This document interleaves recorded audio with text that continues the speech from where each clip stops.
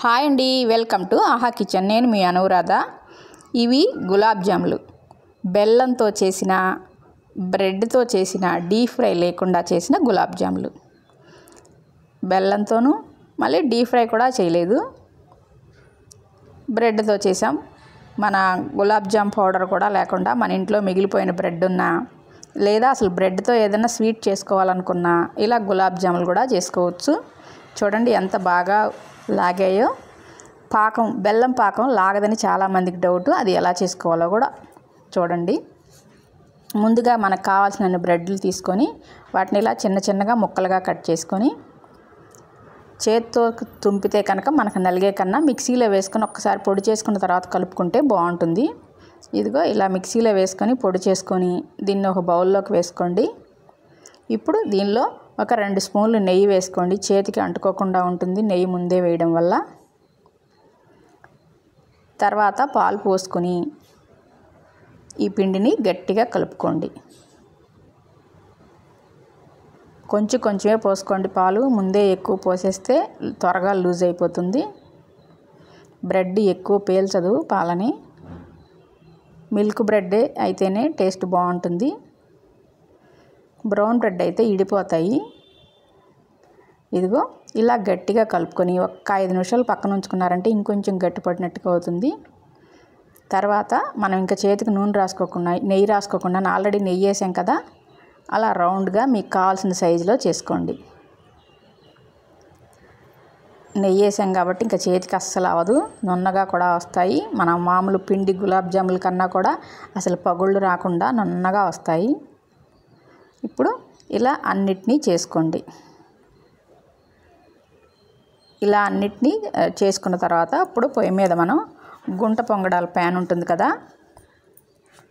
అది పొయ్యి మీద పెట్టుకొని వేడెక్కనిచ్చి దీనిలో 2 స్పూన్లు నెయ్యి వేసుకోండి.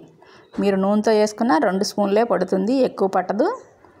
ఇవి బ్రెడ్ అయినా సరే మనం పాలేసి కలిపాం కాబట్టి లాగదు. బ్రెడ్ విడిగా ఉంటేనే ఆ నూనె కానీ నెయ్యి కానీ లాగుతాయి. ఇప్పుడు ఈ గుంటల్లో మనం చేసిన ఈ గులాబ్ జాములని చక్కగా అన్నింటినీ వరసనే పెట్టేసుకోండి.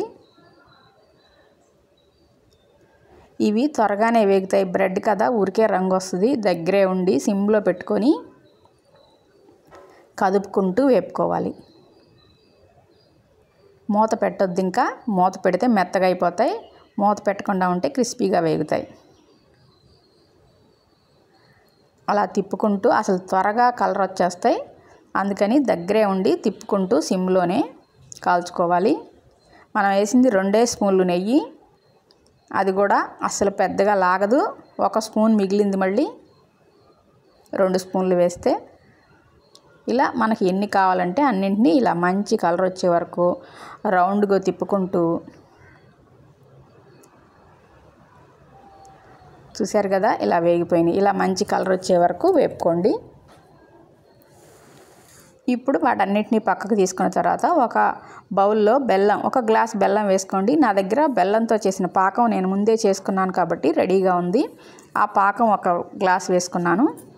బెల్లం వేసుకున్నా సరే నీళ్ళు 1.5 గ్లాస్ నీళ్ళు పోసుకోవాలి. నేను పాకం కాబట్టి 1 గ్లాస్ నీళ్ళు పోసాను. బెల్లానికి పంచదారకు పోసినట్టే నీళ్ళు ఎక్కువ పోసుకోవాలి. చాలామందికి కంప్లైంట్, బెల్లంతో చేస్తే గులాబ్ జాములు లోపలికి పీల్చట్లేదని. కానీ మీరు బెల్లం పాకాన్ని కొంచెం కూడా పాకం రానివ్వకూడదు. బెల్లం కరగడం, నీళ్ళు ఎక్కువ వేసుకోవాలి, ప్లస్ బెల్లం కరగటం ఒక 2-3 నిమిషాలు అలా ఉడికితే సరిపోతుంది. అంతవరకే ఉంచి వెంటనే స్టవ్ ఆపేసుకోవాలి. కొంచెం యాలకుల పొడి కూడా వేసుకొని స్టవ్ ఆపేసుకొని ఇప్పుడు మనం చేసుకునే ఈ బ్రెడ్ గులాబ్ జాములు అన్నింటినీ వీటిలో వేసుకోవాలి.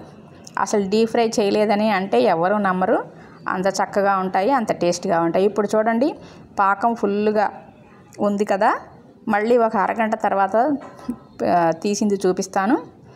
గులాబ్ జాములు అన్నీ చక్కగా పాకం లాగినాయి.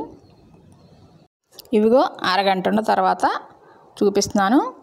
చూడండి పాకం అంతా లాగాయి. పాకంలో కనిపించకుండా ఇవి కొంచెం లావుగా కనిపిస్తున్నాయి కదా, ఇది కట్ చేయగానే ఈజీగా లోపలికంతా లాగి కట్ అయిపోయాయి. చాలా టేస్ట్గా ఉంటాయి, ఒకసారి ట్రై చేయండి. ఈ వంట కనుక మీకు నచ్చినట్టయితే లైక్ చేయండి, షేర్ చేయండి, నా ఛానల్ని సబ్స్క్రైబ్ చేయండి. Thank you so much.